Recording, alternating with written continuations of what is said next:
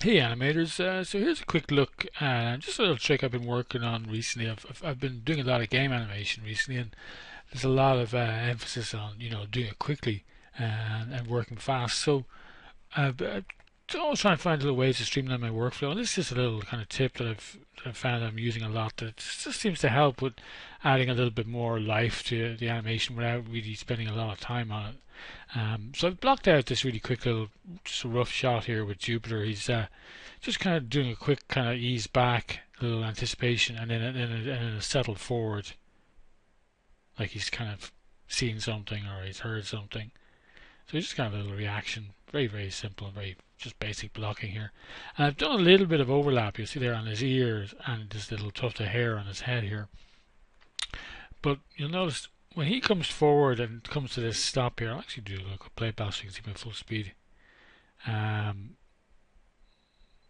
I want him to feel kind of snappy, so I don't want to like have too much ease at the end of that move for his head. But everything's coming to a stop, which makes him feel a little bit dead at the end there. And I'd like to get some the ears. You can see they're dragging back here as he comes forward, which I like. And the tuft on his hair as well. I've done a little bit on that as well. But they kind of come to a dead stop here. They basically just end up back into the default pose here, which just feels a bit unnatural. They're not kind of using up the energy they've gathered, if you like. So what I want to do is I want to try and suggest that is happening, that they're using the momentum they've got and they're going to keep going for a bit, and then I'm going to settle them.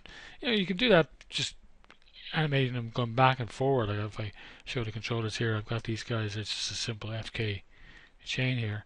I can animate that, going forward and back like that a few times. But it's quite tricky to do that cleanly, especially for if you're working quickly and you're in a hurry. It can take quite a while to do that kind of stuff. So it's just a little tip I've kind of found that works pretty well for that. So what I'm going to do is I'm going to actually give myself one more frame. I'm going to just do this on four. So I've got this kind of breakdown here, and then I've got the kind of final pose here. I move it to frame 26. Um, but obviously, if you look at the energy that's built up there, they're not going to just stop like that. It looks like they've hit a wall. What I'm going to do is I'm going to keep them going through, keep them following through that pose. So they kind of go forward. It's kind of almost a reversing. So they're going from that pose to that pose. Maybe we can push that further. Let's see how that looks. Yeah, I kind of like that.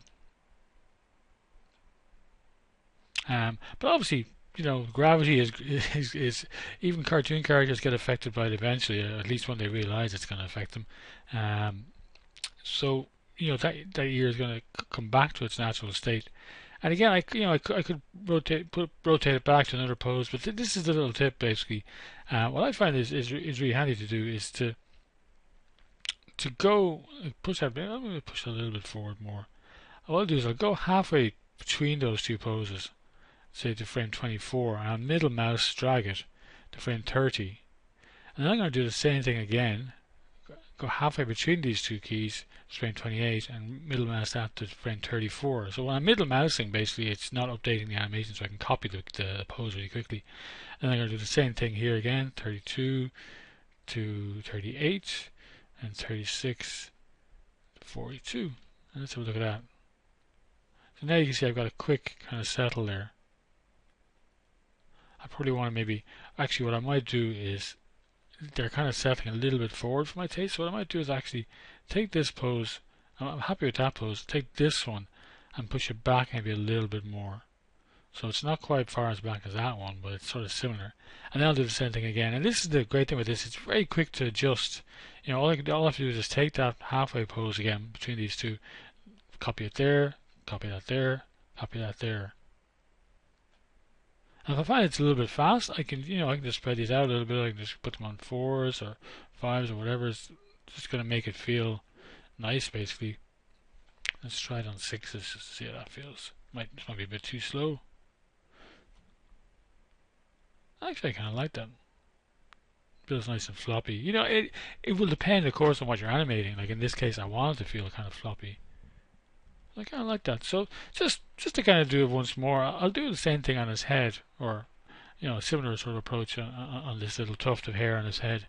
So again, I got that little You've got a little bit of drag there. I've not dragged as much as his ears. It's pretty subtle because it's shorter than his ears, so I kind of feel it wouldn't drag quite as much. But maybe it's lighter. But maybe it would actually flip forward a bit more. Actually, I'm gonna go pretty nuts with it. Let's just for the example, let's try it so you'll really kind of. I think I'll put a better breakdown in there where these guys are dragging back. I'm going to limit a little bit here, but let's try it. See what it looks like. I'll ease that a bit. Yeah, I kind of like that. And then I want it to settle back to something pretty close to that. Maybe that pose there. So I'll copy that up to, this is frame 25, maybe copy to 29. And again, that might be a little bit fast, so maybe I'll copy it. Actually, I'll do the copying for. I'll do the pose first, and I'll figure out the timing afterwards. Maybe bring it back that far. And again, maybe I'll just do one. I really want to keep sort of that little S shape thing going with this, so I'm gonna just ease that back a little bit.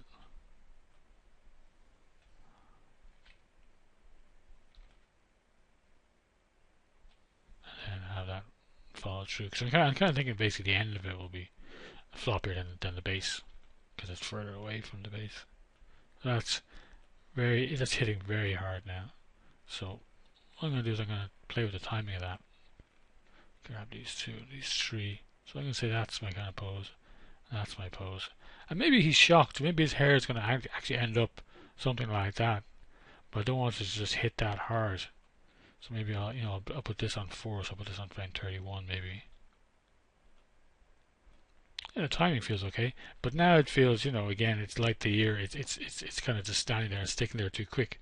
So I'm going to do the same thing again. I'm going to go halfway between them, copy that to frame 35. Oops, 35, and then again we're halfway between these. Copy that to 39. Halfway between these. Copy that to 43. I have to make it hard on myself with these weird numbers. 42. 47. I can count up to 4. And there you go. And how long you keep this going, again, it depends on, how long he's going to pause there, or it's, what kind of level of floppiness you're trying to get. So I'm going to keep it going for another couple of poses. So say 45 again. Copy that from 47, or sorry, 51. Again, 51. I'm holding middle mouse each time I'm doing this. Maybe do one more, just for the fun of it. 55. Yeah, and you can see you get this really nice natural sort of tailing out, because each time I'm kind of averaging out. If I actually look in the graph editor, you notice I haven't even opened the graph editor for this. This is the kind of stuff some people like to do in the graph editor. And I do as well sometimes, depending on what I'm working on.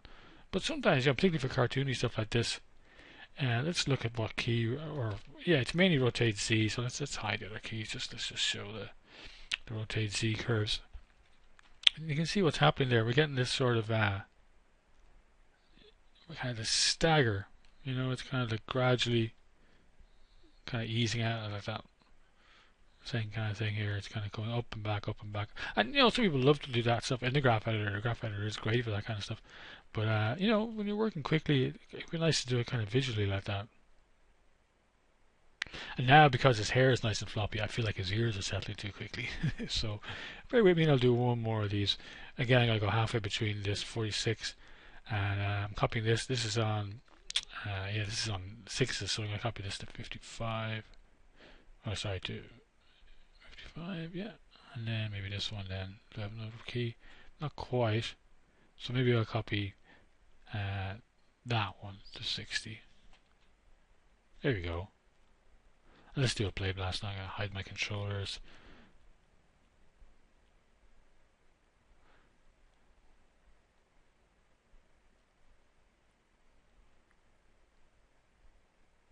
I think that's pretty nice, it hasn't taken me long to do it all. I can still go in and tweak the curves in the graph editor or move the poses around a little bit.